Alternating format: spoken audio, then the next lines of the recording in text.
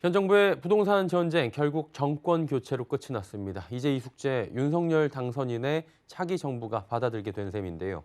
오는 5월 출범과 동시에 당장 해결해야 할 과제들과 맞닥뜨리게 될 전망입니다. 서청석 기자입니다. 새벽까지 피말리는 초박빙 접전 끝에 제20대 대한민국 대통령에 당선된 윤석열 국민의힘 후보. 오는 5월 출범하는 차기 정부는 출발과 함께 당장 산적한 부동산 문제들을 해결해야 합니다. 재건축 규제를 풀겠다며 재건축 초과이익 환수제를 완화하겠다고 공약으로 내세운 만큼 이를 위해 당장 대통령직 인수위원회 단계부터 제초안 보완, 개편에 대한 구체적이고 상세한 방안을 내놓아야 합니다. 당장 이번 달부터 오는 6월 내 제초안이 확정 부과될 예정인데 현재 반포의 현대아파트를 시작으로 제초안이 예상보다 큰 금액으로 부과될 경우 서울권 재건축 시장이 위축될 수 있기 때문입니다.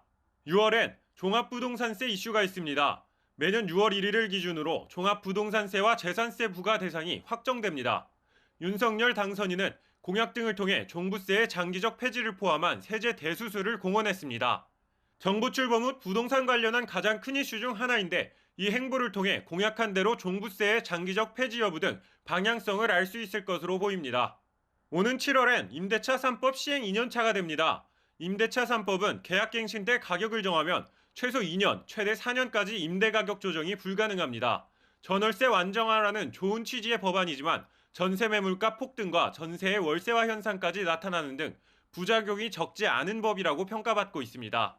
근데 뭐 눈앞에 있는 거는 임대차나 종부세나 재건축이라고 보여지고 이런 공급적인 정책을 좀 더 세분화할 필요가 있고 예산적인 부분들을 조금 더 심도 있게 이야기를 해야 될 것 같고요.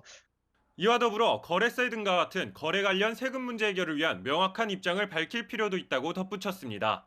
부동산 시장 문제 해결 구원투수를 자처한 윤석열 당선인.